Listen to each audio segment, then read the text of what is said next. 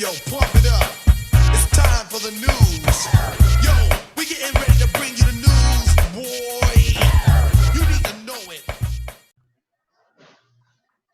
All right, welcome to another episode of Open Run. As usual, we have the player development specialist, Chris Ward. We got the director of Skill Center Elite Basketball, John Arroyo. The four-time state champion, Georgia history, Andre Lewis will be with us shortly. And we have a special guest, Mr. James Harper. James Harper was a standout at Fletcher High School, also played college basketball at the University of South Florida. His senior year, he averaged 17 points and 9 rebounds.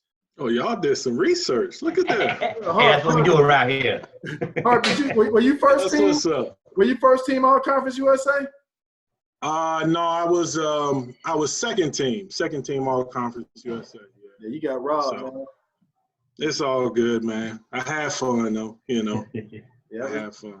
that was a great finish, man. To a college career, man. 17 and 9, boy. You can't beat that with a bat. Well, the crazy part about it is my favorite year is when I averaged 10 and 10, which was my junior year. You know what I mean? I mean, a lot of people look at it like, oh, you scored 17 and so on and so forth. But I mean, the 10 and 10 was more fun to me. It really was. Yeah, but I remember your senior year. You really had the lead. That's why I saw your game transcend, and you were more of a leader that year when you were 17. That's what I appreciated the most. Yeah. It was definitely more mentally tougher to try to be that guy. Because sometimes some captains they don't have to be the quote unquote man. They just know how to lead. Right. But in my case, I had to do a little bit of both. So it was tough. Absolutely. Yeah. Right, so let's jump right in. So today's topic. So should a coach have basketball playing experience? And if so, at what level? I'll start it off. Right, I look at it both ways. I mean, I truly believe that you have to be part of the game in some form, whether it's coaching or playing. You have to be around it. But I do consider that if you haven't been in a situation, how are you going to tell somebody how to act in that situation? For instance, for me, if I was a little guard. If I got trapped, I learned how to get out of it. So how is somebody that wasn't a point guard or played with a point guard that was on that level can tell their guard how to maneuver? But on the flip side, you got some people that can study and they're real good with statistics, or they're real good with just understanding how a player plays. So I'm more 70-30 in my opinion. I think you do have to play more than you don't. That's my opinion. What about you, Chris? It's kind of I don't know, because I'm not going to say a coach has to play, but I think you have more experience, you have more knowledge or understanding if you have played on a high level, or you play on a level and you're still a good coach. You know how to transfer some of those skills. But as far as you have those guys that really understand the game by watching a lot of video, just saying the change of pace. They're good X and O's guys. They understand the strategies. Sit under the bench paying attention. Just say that kid on the high school team that understands tempo. They understand just as much about the game as you do, but they're just not as talented as you are. But their basketball IQ is super high. So you might say, man, in hell, they may be practice players out this world, but they're not going to get in the game just because they don't have the same skill set that you have, but they have a higher understanding of the game. So I think there's some good coaches out there that have never played. They're pretty good X and O's guys, and they just understand the flow of the game. But I think as far as being able to relate to players, those guys that play are able to relate to players better because you understand what they've been through. You understand what they're going through. You understand the movement. You understand the strategies, and you understand how to counter things on the floor, a little bit better, and transfer the skills that you learn. So I think guys that have played are a little bit more prepared just because they can relate to the players better. All right, what you think, Hart? I agree with all you guys. I say it's probably, I say 70-30, but what I like to say is guys or girls that have played at a high level or a higher level than the level that they're coaching, I feel like more often than not, they hit the ground running, whereas someone without that playing experience, it takes them years to get to that particular point. You know what I'm saying? Obviously, we know that you don't have to have player experience to be a successful head coach. You know, I'd say that's two parts, because you could be a great X and O guy, or you don't have to be. But if you're smart enough to put smart people around you on your bench, that's going to be effective as well. That's gonna help you become a better coach.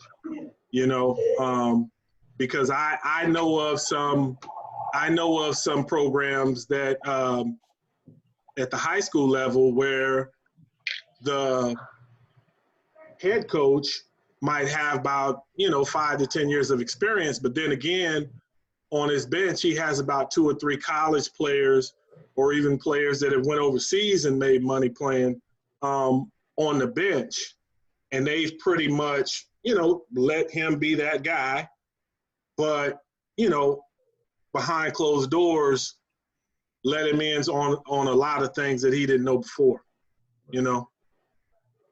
Okay. What you think, Joe? I mean, I think it benefits more if the coach has playing experience. And when you talk about the levels, I think that I think it's only right that a professional coach has professional experience. I mean, I think that's how it should be done, because sports is one of the only professions that you can, and even like broadcasting and stuff, you can be a professional basketball analyst, but you haven't practiced in that field of your profession, which I think that's ludicrous. That's crazy to me. Like, that's like saying, I'm just going to go to the doctor because I read a couple books and I studied on YouTube and looked up some stuff. Now I'm going to go be a doctor and perform surgeries and stuff like that. I know it's two different extremes, but I kind of put it in the same, type of bucket. I think if you're going to be a professional basketball analyst on ESPN or something like that, I think you need to have practice in that field. Now, you can be like a Marv Albert, where they just kind of, yes, and it counts, type of guy. But the analytical stuff, nah, man. If you haven't practiced on that field, you shouldn't have done it. So let me ask y'all this: What's the biggest frustration? So let's take it young. What's the biggest frustration with middle school basketball? That I don't have a middle school son, but all y'all have middle school sons. What was the biggest frustration for y'all to see y'all kids playing middle school? Middle school is awful. Wow. we all know that. But give me 2 things why it's so bad. Well, first off, I think that the short 5-game season, I think that's ridiculous. I think whatever the local high school that those kids are going to be zoned for, I feel like they should play a full schedule, and they should mirror that schedule that high school plays, and play just about that many games. Right. That's first and foremost. And secondly, they'll just pull a teacher and have them coach. I saw one lady coaching at one of the schools, man. She didn't say a thing. Like, right. She just stood there didn't say nothing at all. And the team was awful, and I mean, I don't know if she knew. I mean, she just stood there and didn't say nothing, but. And I bring that up because, like they just put a teacher out there. So it's like, is it the same thing? You know what I'm saying? So you can't just put anybody out there. But even so, you guys talked about that, I agree with everybody that it's 70-30 or whatnot. But let's look at, you brought up the TV ESPN people. So who do y'all listen to more? A Stephen A. or a Jalen Rose? A Tim Legler? Or what's the white dude name? That be arguing with Stephen A. Skip. Skip Bayless. I listen to Legler and Rose. So do I. So do I. But do y'all It's listen? different. It's different when someone such as a Rose or a Legler, they'll give you their analysis and then they'll give you an experience that they had previously to make it make sense. Right. Whereas Skip Bayless, like when Jalen got on Skip Bayless years ago talking about he averaged 1.2 points on JV, right, and all this other type of stuff like that. Like, you know, it's just Jalen can give a perspective, a player's perspective where he's actually felt that feeling before. Right. Whereas a Skip or a Stephen A, supposedly he played D3 or whatever, but, you know, he's more so basketball is his thing. So, you know, I mean, I get it, but I'd much rather listen to Jalen or Legler because they played at the highest level and they could use 1,000,001 examples to support their reasoning.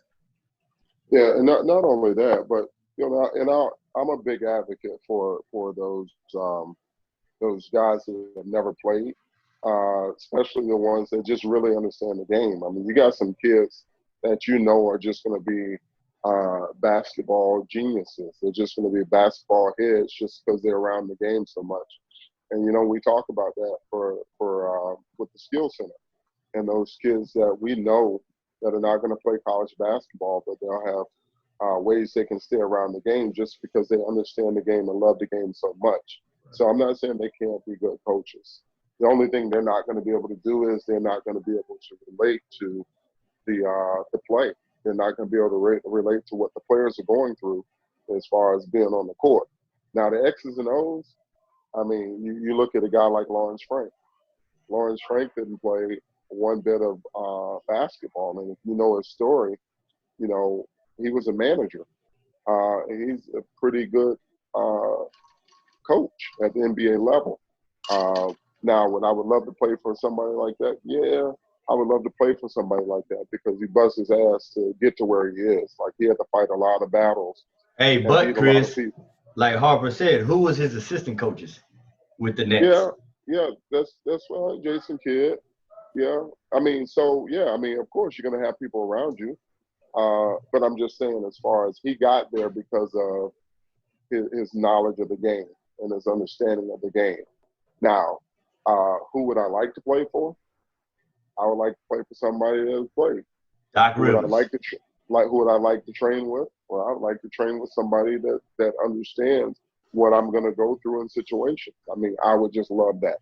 You know, so you're talking about coaches that go for trainers as well, or skill development people. You know, Tyson's going to go out and train with Joe Abunassar. Joe hasn't played basketball, but Joe attacks it from a science, you know, an exercise science piece as far as understanding the movement, studying film and watching film and just being around it so long to where he's taking it from the weight room and movement into transferring it to the court and doing the same thing and just watching games and studying film. He was a manager as well. So he's probably one of the best skill development people in the country, if not the world. But he studied this for so many years. You know what I'm saying? Like, this was his life. This was his job. This was his career. He knew that's what he wanted to do because, for instance, if Lawrence Frank 15 years ago or whatnot walked into the gym and Doc Rivers walked into the gym and said, yo, I'm starting an AAU team, who would your kids have played for? And they you know, not take away the names, but just, you know, so the reason why I use both of them is because they were they're really good friends, and they told me a story about them being a 5-star. And when they were, y'all remember 5-star? 5-star was a big thing. It was like, and so they would never let them coach at 5-star. They would make them work the canteen. So they had to work like the candy shack and things like that. And you know, here it is, you know, 15, 20 years later, you got Joe Abunassar, one of the top trainers in the world, and Lawrence Frank, an NBA guy, NBA coach, head coach. But they had to work the canteen. They wouldn't let him coach at 5-star.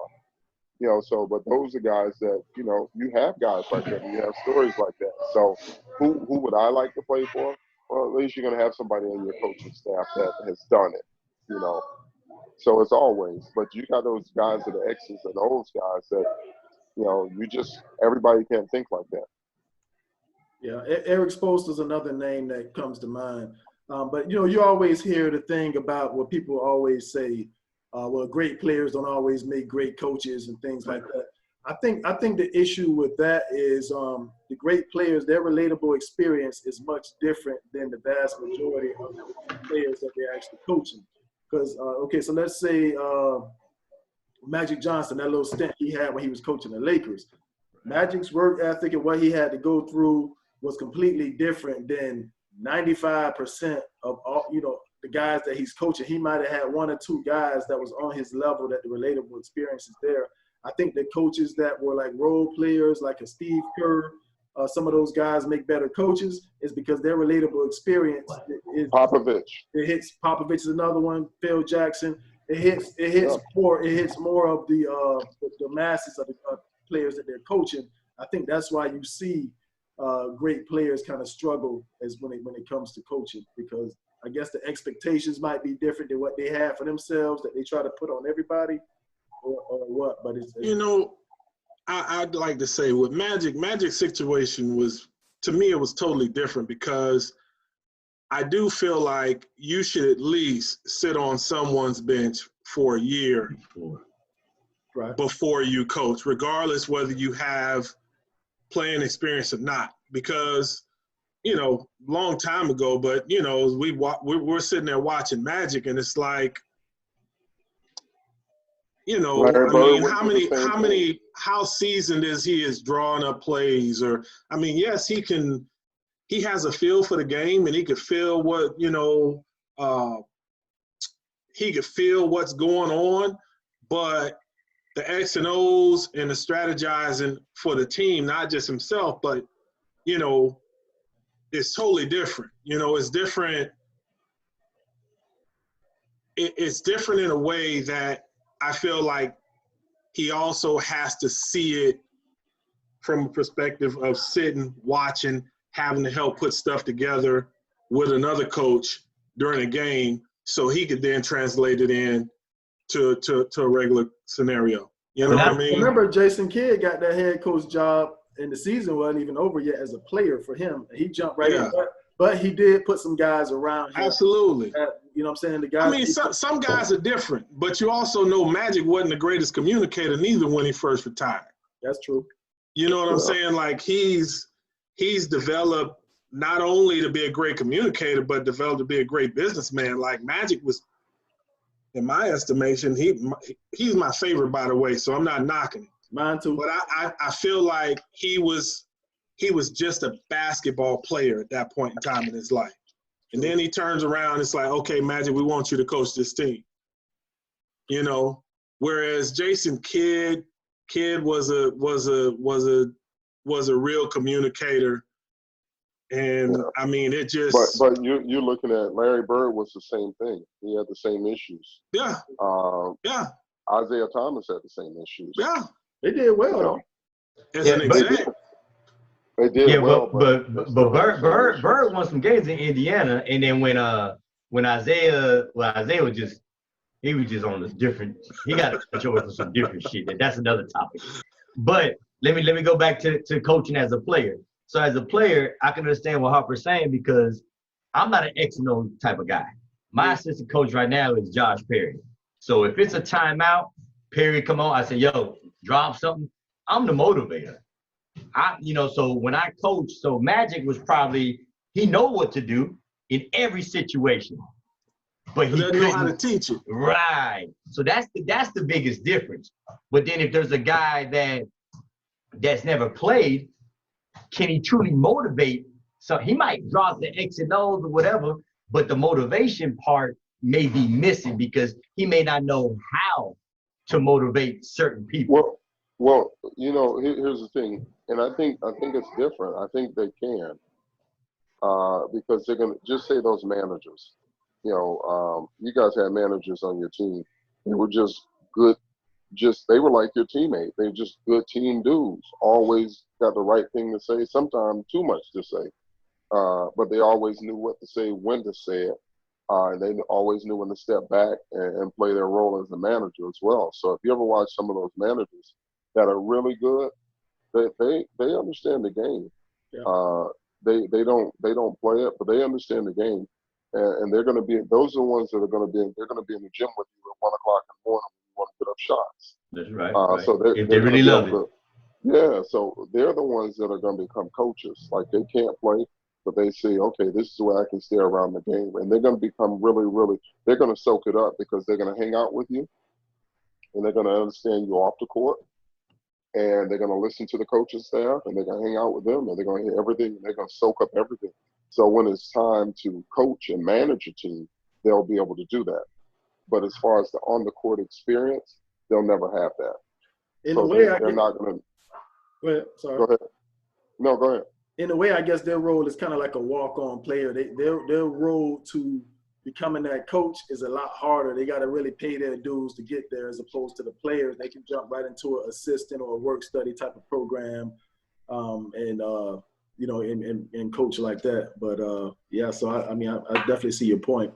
So let me say this as a former walk-on. I agree with you 100% because every day was an interview. Right. Every day was an interview. You had to prove to your players, to your coaches, to everybody. First in every sprint. Man, what? In the weight room. Look, that warm-up line, I was 75 charges. Yeah, hey, yes, sir. And they used to be like, why don't you play like Johnny? And they'd be like, well, why don't you play him more then? You keep loving this dude. But so I agree with you on that part. But let's. Do you think that? So we talking about coaching. I'm big on, if I'm coaching, I got to be able to demonstrate what I'm telling these kids. I think that's huge as a coach.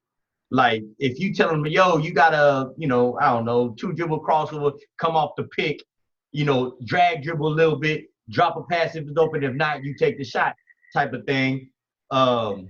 Is that important for you guys as a coach, that you got to be able to demonstrate stuff? Well, that's more skill. No. That's kind of like more skill development, I think. Yeah, I would say no to that, because I know of many older coaches that had hip surgery or knee surgery or whatever, and they have kids that and it also comes with just experience. You know what I'm saying? Being able to break down, like for me, I'm a big film guy. Is trying to help coach. I'm a big film guy. I like to bring a kid in, and even if it's recording part of a practice, and say, hey, you see how you came off that screen? You need to hesitate a little bit, and if the big comes up, then you attack the leg. If he sits back, then you pop the shot. But they have to be able to see that as well. Gotcha. You know what I mean? You could even show them in practice, but I think it's a little different if they see it.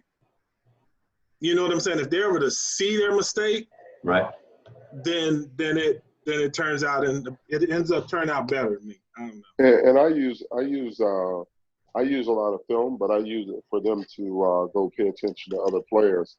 Like if I wanted to teach a kid how to drag off a screen, I would tell them to go YouTube Steve Nash and Amari Stoudemire. Watch how Amari Stoudemire, Santia, I used to use a lot with Santia. Watch how he runs down the middle of the floor.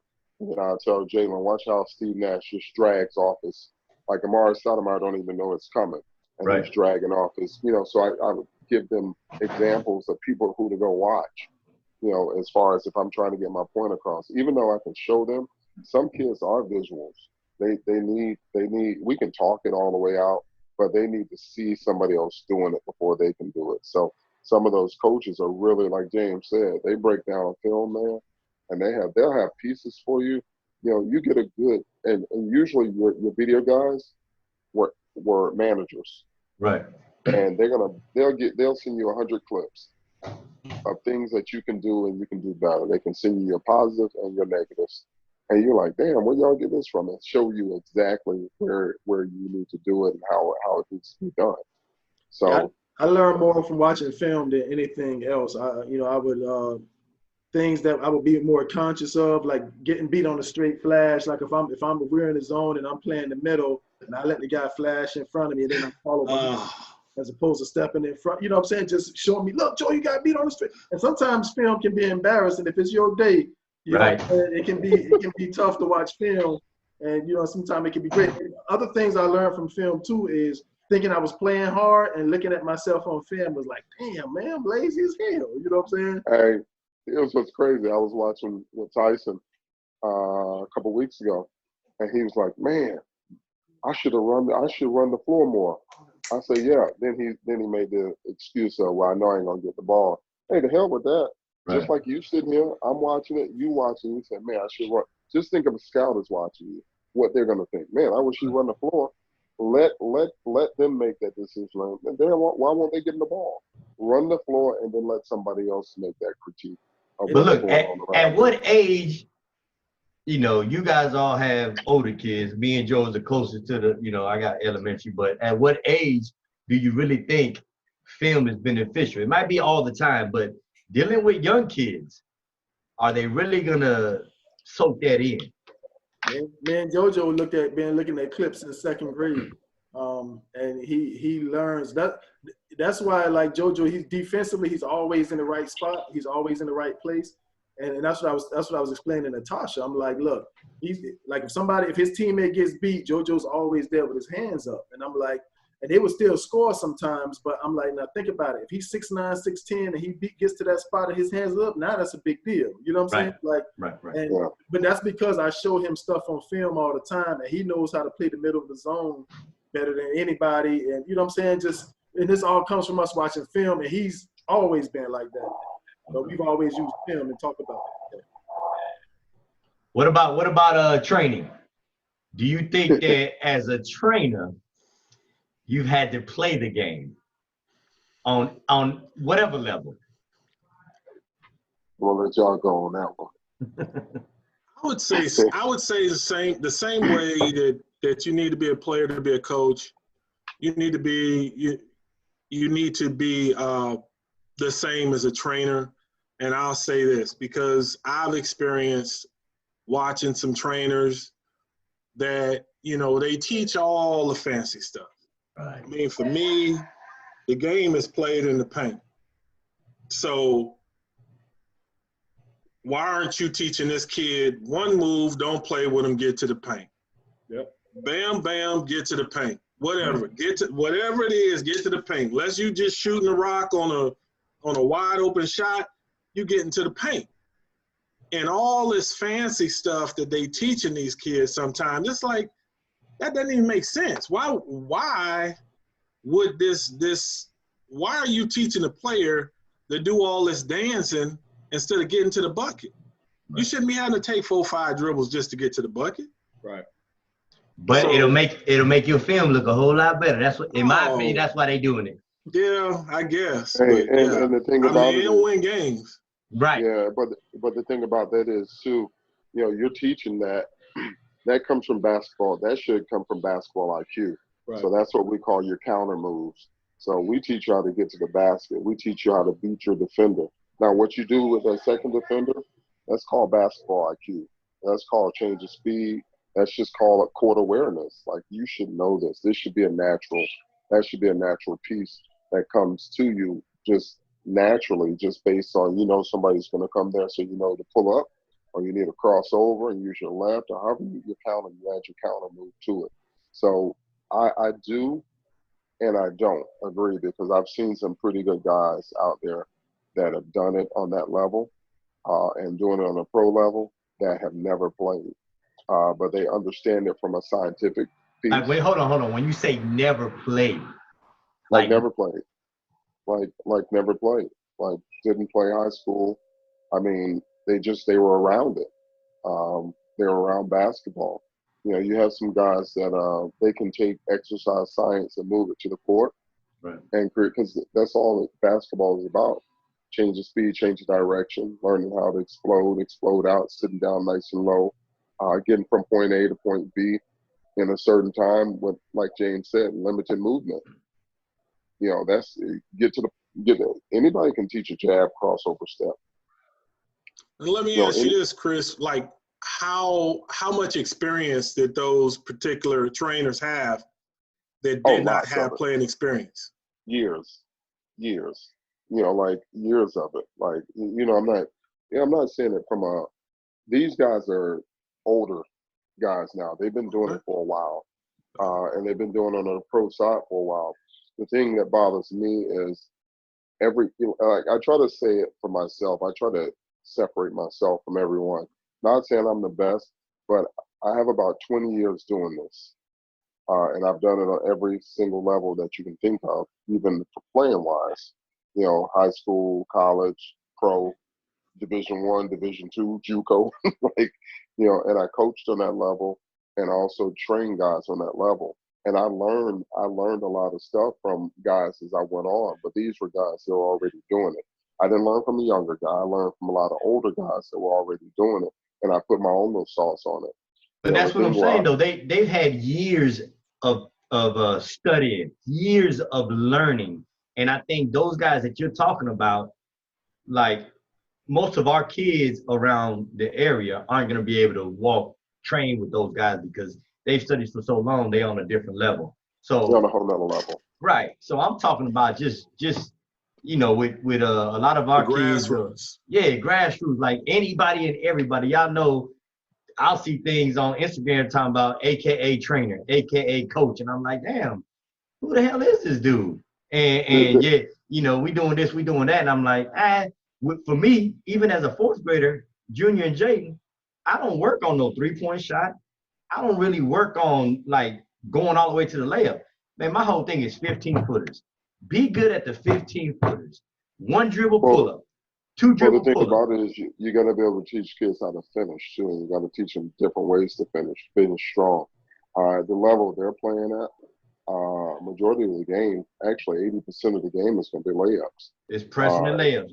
But I don't give a damn about how they play AAU because I'm using all this to get him ready for later. Because if he can understand the game now at the fourth grade level, like I don't get happy for you pressing and laying up, pressing and yeah, I'm cool with the winning, but I want you to really understand the game.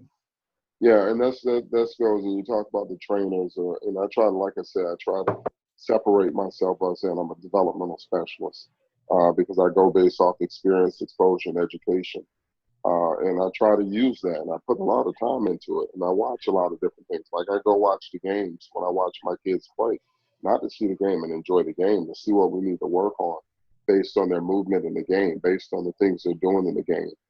So that's how I try to watch games. Right. You know, when you start using all these different props and these different things, I mean, like, ain't no props on the floor.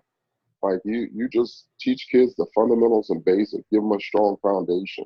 And all these guys that want to do this training, they think it's some new type of science to it, and it's really not. There's no science to basketball other than pass, shoot, defense, catch. I mean, there's no science to it. Well, let me ask all of you though, man. When you're looking for a coach for your child or a trainer for your child, what is the number one thing you look for? Passion and purpose. Yeah, I agree with that. Passion and purpose.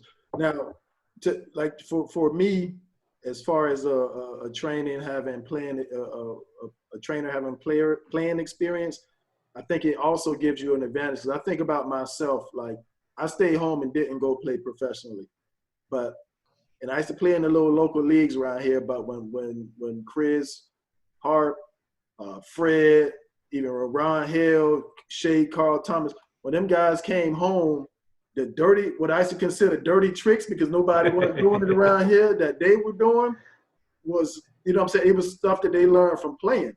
And so they would come and do it to me, and I would steal it from them, and I would do it to these guys in the league, and it used to work. Like Fred Lewis, hold your wrist on the post. All the time. Yes. He said all the time. Oh my goodness. He was so strong, you trying to get your hand out, and by the time you get your hand out, he got the ball. So you couldn't deny him on the post, and once he caught it, he was going to crab you, right hand hook. grab the left hand hook. And there was nothing you could do but those tricks that he picked up from, and then even CT, he would catch the ball on the wing. If you were in the defensive stance and you had that leg up, he gonna grab your ankle and go around you, and you can't step back and move, and he get a step on you. Like he learned that from playing because he didn't get that from Tampa. You know what I'm saying? But then those guys can transfer those skills to the kids that they're coaching or they're training, and I think that that's the advantage that they have from playing the game. You know, and that's the sad piece. Kids don't want that anymore. They want to go with the, y'all tell me all the time, Chris, you need to do this on film. You need to put this on film. And I'm just a simple dude, man. And the kids, they go with what they see on film. They don't go with what worked. I mean, because if I rattle off how many guys came out of our gym that I've trained and worked with that play pro ball, that play college basketball, I mean, the numbers would be nice. I mean, if I rattled it off. So I don't promote like that. I promote fundamentals, basic, strong foundation, passion, and purpose. I mean, that's it. And kids don't want that. Kids want flash. They want right now. They want showmanship. They want videos in there. They want somebody in the face with the camera, you know, and the oohs and ahs and the music behind it. And I don't have all that with me. And so for me, I'm not for everybody. You know, I'm not at all. But I know I got some products out there, and we're about to see one pretty soon, come in June, that'll show everybody what it's about and why we do what we do. And it's just basics and fundamentals. But no, I think you said it right, Chris. I think, you can't fault anybody for choosing a coach or choosing a trainer or whatnot. But the proof is in the pudding, in my opinion. I do notice that what Joe just said, I think the playing experience may be more valuable as a trainer than it is as a coach in the long run, because you can study the game and be successful in that, as well as put people around you. But then when you're teaching the game, the development of the game, because a lot of parents they might leave a team because, oh, you're not developing my child. It's kind of hard to develop your child when you get to gym maybe twice a week, or you don't do an individual type of thing. So I think you guys are right about the training aspect of it. And I think that's the key. But it does, look, I never considered myself no trainer. Yeah, I play basketball, I consider myself a basketball player, but a lot of people like what I do or what they see when I do with the little guys or whatnot. But at the same time, I think that you can take bits and pieces from everything. But I think it's up to you as a parent. You got to put them in the right situation. It just aggravated me when everybody proclaimed themselves as a trainer. That's the thing that kills me. Yeah, but there's a difference too. Like I used to tell people, I don't want to be called a coach, because you can call somebody at the Boys and Girls Club who make $8 an hour a coach. I mean, you go to PE, you see your coach. Yeah, like right. It's a big difference, and I say this, when you consider yourself a developmental specialist, that means you're developing that kid from a holistic approach. Like, it's not just about the basketball, it's about transferring those skills off the court as well. Teaching those habits off the court as well. Teaching them kids how to define their own greatness by making people better. That's how you define yourself as far as a developmental specialist. That's what separates yourself. How are your kids, how are they going to be prepared, not just on the court, how are they going to be prepared off the court? Are they going to come and every single day, are they going to want to give you everything they got? Are they going to be able to listen? Some guys just go there for, like I said, some kids should go to the gym because the camera in the gym. Just telling you, they go to get a mixtape or to be on somebody's mixtape.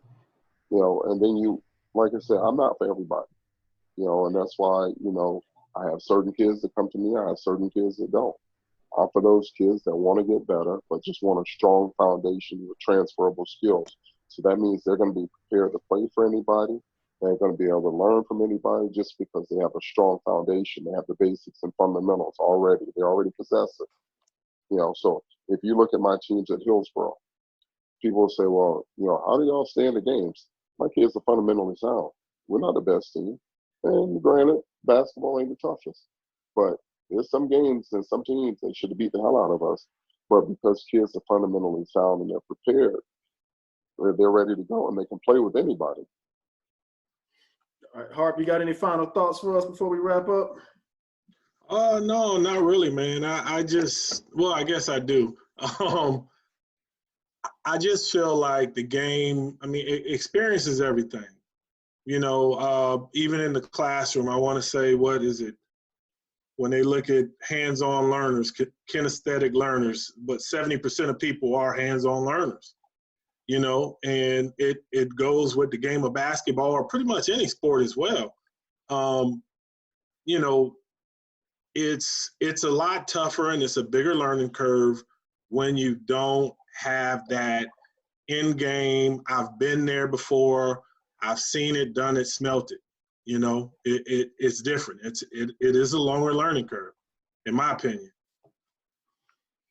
Yeah, but Harp, you got a son over there right now, who had a pretty good high school career. How hard is it for him and he's a fundamentally sound kid. He doesn't do anything flashy. He just gets it done. And it's crazy that nobody's recruiting him. You know, or he's not getting the love that he should. Yeah, it's funny. At this stage, right now, he's what they call a tweener, where he's a low D1 prospect and a high D2 prospect. And so right now, as far as what's going on with him, he has a lot of D2s in NAIA schools, you know, shooting a shot, you know, but this is a perfect time for them to shoot their shot because a lot of players, a lot of kids that are in his situation are taking those opportunities, which isn't a bad thing. But what I feel is they're taking them more so out of nervousness and anxiousness, like nothing else is coming down the pipeline. And it's D2 and NAIA's job at this point to get as many tweeners as they can and bring them on into the fold, because what's happening is you and I both know, I'd say maybe 30% of kids sign in the month of June or July, you know, because what's going on is the D1s are waiting on the 3, 4, and 5-star athletes to sign, waiting on those dominoes to fall. And the portal. And you got the portal.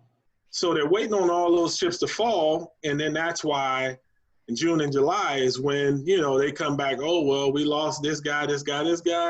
Oh, okay, well, let's give this kid a call. Because at this stage, he's, you know, it's funny, he's getting these offers, these D2 offers, but he's also getting calls and texts daily from different schools that are D1. So, you know, I'm just telling him worst case scenario, just because at this stage, it seems like most colleges, they want the older kid, but most NBA scouts, they want the younger kid.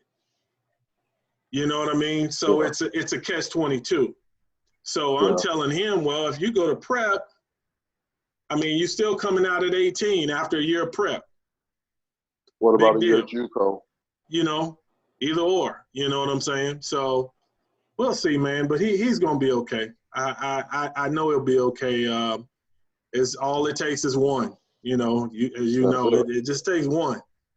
Once he gets the one, then it's what it is. If he doesn't, then, you know, go prep a JUCO, live to fight another day, and, you know, once he gets a chance, he'll do what he got to do. Yes, sir. Yep. All right, fellas. Well, that's our time. Harp, man, appreciate you coming on, man. We got to do it again. Appreciate you, Harp. Yeah, man. I got to come that way soon, though. I got to come that way soon. For sure. We're going to get together, man, when this mess over. We're going to get together. Yeah. I feel you. All right, all right, fellas. All right. Peace. Gentlemen.